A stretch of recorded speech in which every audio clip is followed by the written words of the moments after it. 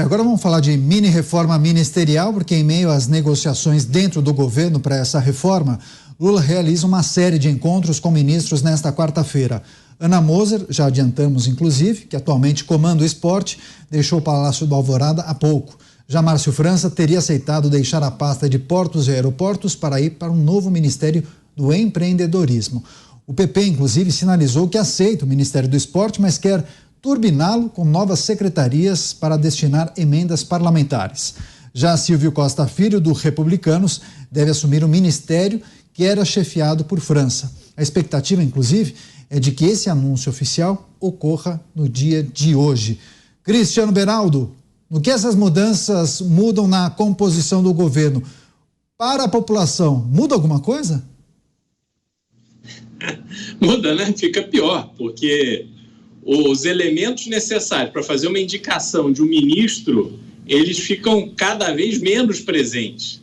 Você vê o Lula pegando o seu parceiro de primeira hora, que é o Márcio França, que articulou a ida de Geraldo Alckmin para a chapa de Lula, sendo retirado de um ministério onde ele já estava ali realizando algum tipo de trabalho, já tinha montado a equipe e tal, e agora, por uma conveniência da política, vai-se embora.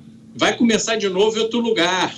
E aí você acha que em 8 meses alguém faz algum trabalho para valer em algum desses ministérios, se realmente quiser resolver problemas? Não dá. Em 8 meses você está ali descobrindo ainda todas as dificuldades, os gargalos, montando equipe, tentando trazer gente de qualidade, se você quiser fazer um trabalho sério.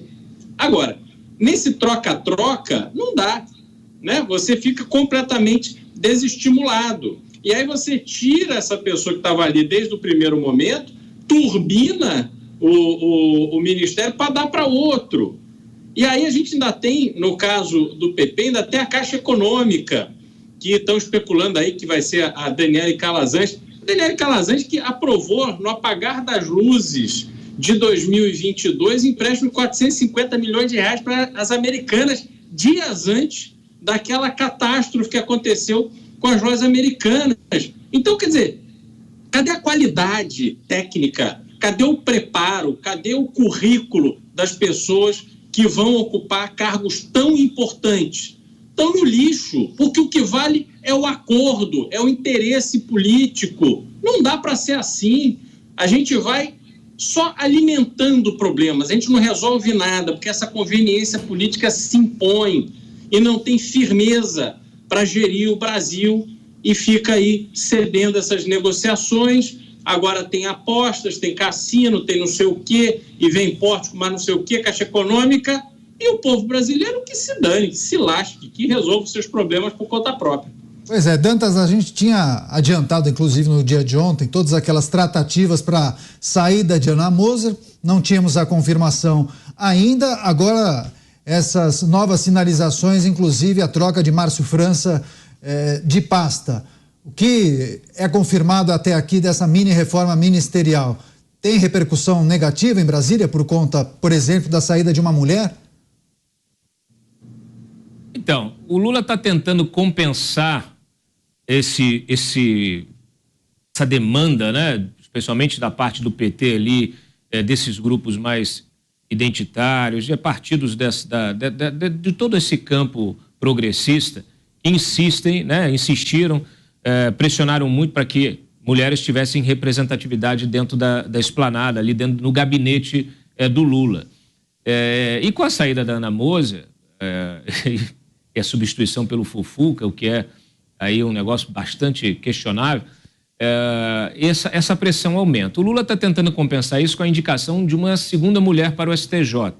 Lembrando que ele indicou a Daniela Teixeira, do Grupo Prerrogativas, e agora está considerando um segundo nome de uma mulher para o STJ. Ele ainda precisa indicar esse nome, e isso vai acontecer provavelmente ainda esse mês. Então ele vai compensando isso. É sempre, vamos dizer assim, ele tem muitas peças para mover nesse tabuleiro. Então, o próprio Flávio Dino, que eu acabei de mencionar, quando ele movimenta, se ele movimentar o Flávio Dino para o STF e tirar o Botelho da Secretaria Nacional de Justiça e colocar ali no lugar do Flávio Dino, vai haver queixa do PT. Por quê? Porque o Flávio Dino não é do PT. E já há muito ciúme nesse campo progressista com a visibilidade que o Flávio Dino ganhou nesse governo.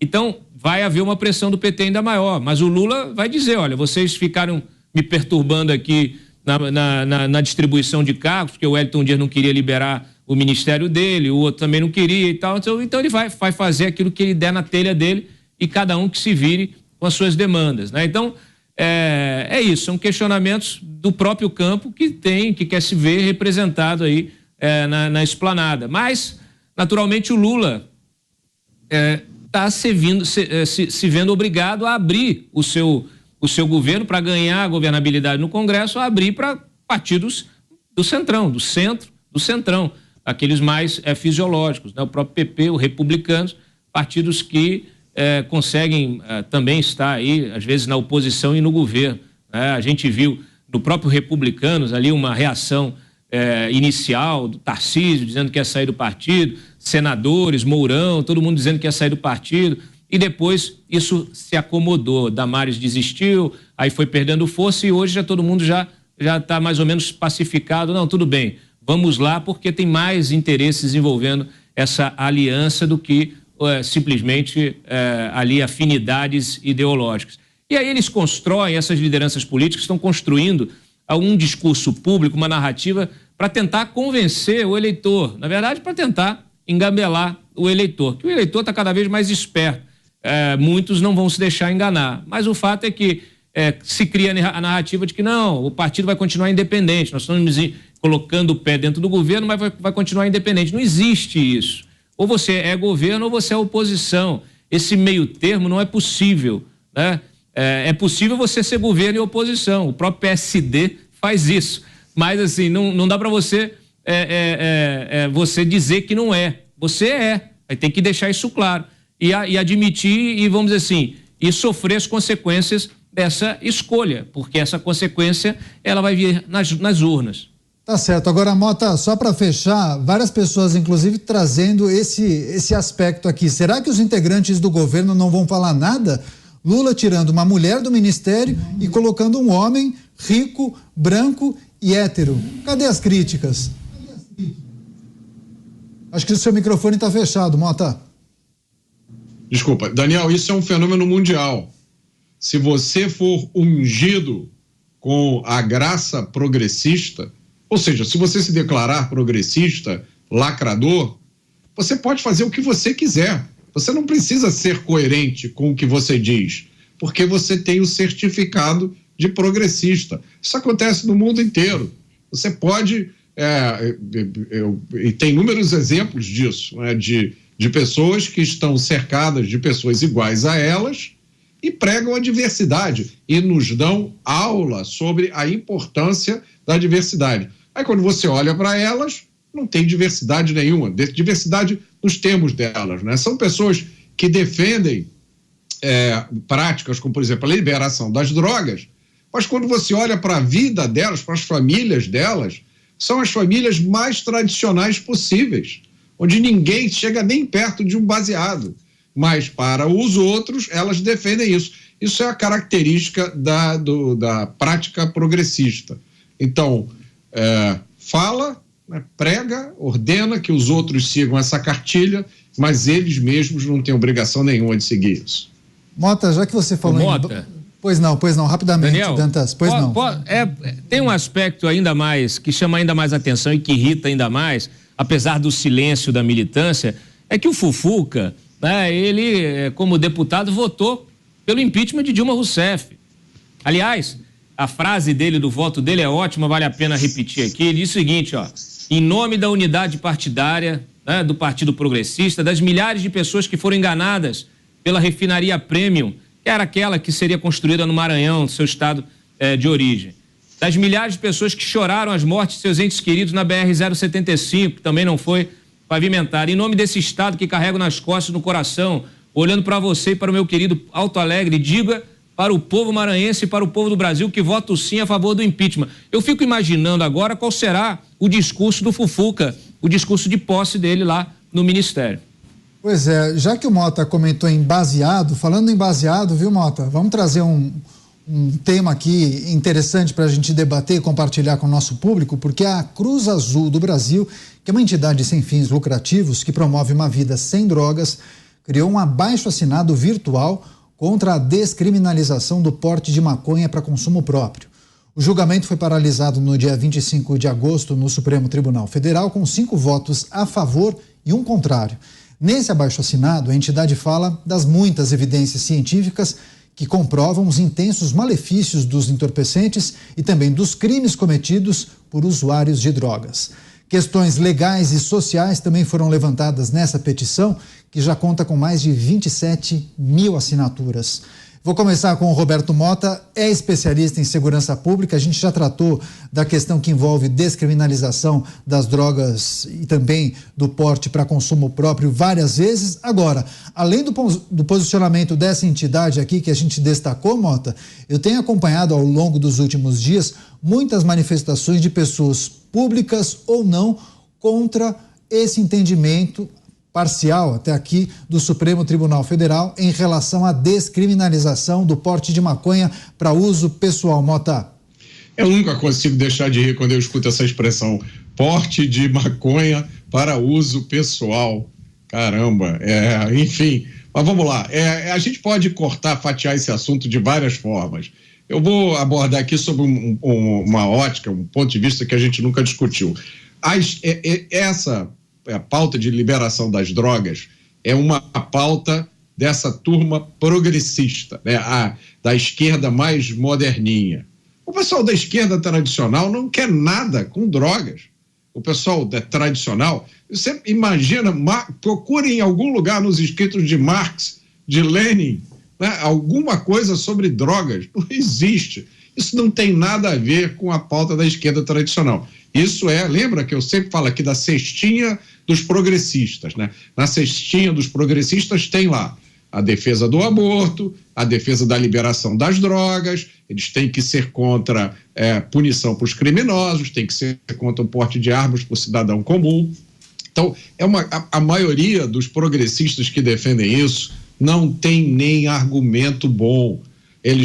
Quando você tem a ocasião de discutir, debater, os argumentos deles acabam em 2 minutos, e aí eles partem para a ofensa, para aquilo que a gente já sabe. Mas a defesa da liberação das drogas é totalmente incompatível com o discurso de combate à desigualdade, porque não existe nada pior que você possa fazer para prejudicar a vida de uma pessoa e promover a pobreza dela e a destruição física e moral do que dar uma chance para ela ficar dependente química. Assim, basta ir numa Cracolândia. Então, quem defende isso está defendendo tudo, menos a dignidade da pessoa humana, né? Pois é, antes de a gente girar com o Cristiano Beraldo, eu quero retomar um assunto reforma ministerial com o Cláudio Dantas, porque o Planalto, viu, Dantas, confirmou os deputados André Fufuca e Silvio Costa Filho como novos ministros do governo, como inclusive você já tinha adiantado aqui na nossa programação juntamente com o Zé Maria. Dantas, rapidamente. É isso, tá aí, agora é oficial, aquilo que já estava previsto, apesar do vai e vem, dessas eternas, desses adiamentos sucessivos, agora a gente tem essa informação consolidada, ou seja, nós temos aí 2 representantes do Centrão que passam a ocupar o governo de uma forma oficial. Ainda estamos esperando aí a ocupação da Caixa, né, as secretarias que vão ser modificadas, desses novos, a ocupação agora desses novos ministérios, e a gente vai vendo um aparelhamento, a abertura do governo para esse aparelhamento do Centrão. Isso aconteceu no governo Bolsonaro de uma forma muito intensa e começa a acontecer no governo Lula mais cedo do que aconteceu no governo Bolsonaro. Então, talvez até o fim do ano a gente ainda tenha mais novidades. O fato é que um governo que não tem popularidade, que tem dificuldades, que não tem mais poder econômico, não tem poder orçamentário, com dificuldades para se articular no Congresso, ele acaba ficando à mercê desse Congresso, das lideranças que hoje controlam o Congresso, que é justamente o Centrão, especialmente na Câmara dos Deputados. Tá certo. Oficial agora a entrada do PP, Partido Progressista, e também dos republicanos, no governo federal. Costa Filho vai assumir a pasta do esporte e o Fufuca de Portos e Aeroportos, Cristiano Beraldo. Interessante, vamos aguardar as primeiras votações para a gente entender como é que os deputados vão se comportar depois dessa reorganização ministerial. Eu acho que vai haver muito conflito ali, pessoas que estão nesses partidos, que foram eleitos com um discurso de direita e que agora estão se vendo aí, passando por esse constrangimento de terem que ajustar o seu discurso para não falarem contra os próprios partidos. Então, interessante ver como é que serão os próximos passos dessa reforma. Agora, só voltando, Canhata, em relação à petição feita contra a liberação das drogas, é interessante que precisa se falar o óbvio, né? Que droga faz mal à saúde, alertando que a liberação ela é um problema para a sociedade. Olha, as drogas, elas não só são um problema porque causam dependência, e uma boa parte hoje, sobretudo dos jovens, mas não só eles, pessoas que estão aí com problema de produtividade, problema de relacionamento familiar, problema de relacionamento social, porque ficam dependentes dessa dinâmica do submundo das drogas. Isso é muito triste da gente acompanhar. E aí tem um outro fator muito importante, porque como é o usuário que financia toda a operação do narcotráfico, da droga, essa operação me atinge. Eu que não tenho absolutamente nada a ver com isso, que não faço uso e nunca fiz nenhum tipo de droga, mas tenho medo de sair às ruas porque eu posso ser assaltado, porque eu vejo motoboy fumando maconha antes de sair para fazer uma entrega, e esse motoboy maconhado é quem pode atropelar mim, atropelar meu filho, causar um acidente. Então, as drogas trazem uma repercussão imensa para a sociedade brasileira, sobretudo para aquelas pessoas que nada têm a ver com o universo das drogas. Se hoje nós precisamos morar em edifícios e casas com grades, sistema de segurança, se a gente tem no Brasil uma das maiores frotas, talvez a maior frota de carro blindado do mundo, isso se deve à criminalidade gerada a partir das drogas. O que é o PCC, se não um grande esquema de auferir dinheiro com venda de drogas e lavar esse dinheiro com atividades supostamente lícitas? Isso afeta as nossas vidas. É um absurdo o que a gente está vendo com essa possível liberação de droga para o usuário. Isso afeta todo mundo, nos afeta de uma forma assim, muito profunda e assustadora. Pois é, Dantas, ainda sobre esse assunto, essa normalização que o Beraldo se referiu, naturalmente se intensifica com o posicionamento do Supremo Tribunal Federal, pelo menos até agora. O score está 5-1 para a descriminalização do porte de maconha para uso pessoal. Tem dois aspectos importantes, né? Quando você normaliza, especialmente por parte do Estado, algo que é ilegal, significa uma assumição de culpa, de que você é incapaz de combater aquele crime, de combater o que é ilícito. Então, é uma assumição de que, olha, falhamos, né? Então, o Estado, e eu já ouvi isso até de ministro do Supremo, isso aí não tem o que fazer, todo mundo fuma maconha, não sei o que, então tudo bem, então é isso. Então, se todo mundo comete crime, então não há o que fazer. Se todo mundo é corrupto, não há o que fazer. Então, não precisa de Estado, tá certo? Não precisa de Estado, porque o Estado, a gente transfere o monopólio da violência para o Estado, né? A decisão da existência do Estado para a organização de uma sociedade, ela pressupõe isso. Você entrega esse poder de controle, né, do que é certo, do que é errado, para os órgãos estatais. Então, se os órgãos estatais são incapazes de cumprir com a sua função, inclusive constitucional, não precisa do Estado, né? Isso aí, inclusive, é uma coisa meio óbvia. Agora, esse outro aspecto dessa questão das drogas é que você está o tempo inteiro, tentando criar brechas para para esse crime, né? Você está o tempo inteiro criando soluções narrativas para tentar justificar uma decisão, né? Essa decisão que vai representar uma mudança na sociedade.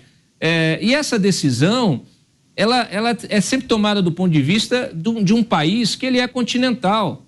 Então, assim, quando a gente vê a experiência do Uruguai, que é um país bem pequenininho, ou de Portugal, que também é pequenininho, ela é diferente da experiência, por exemplo, dos Estados Unidos, que respeita o princípio da federação.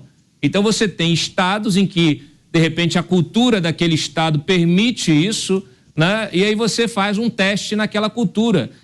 O que se quer fazer aqui é impor a um país inteiro um teste, porque tudo isso é teste. Essas políticas públicas, elas são revistas de tempos em tempos para ver se deu certo ou se não deu certo. Quando você vê a experiência internacional, você vê que não deu certo.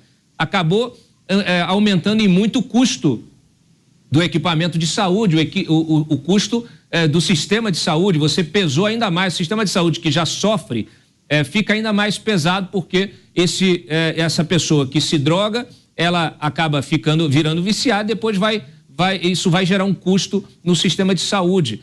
Então, assim, você tira do sistema de segurança pública e vai para o sistema de saúde. Mas não tira você do quer sistema impor de... isso a um país...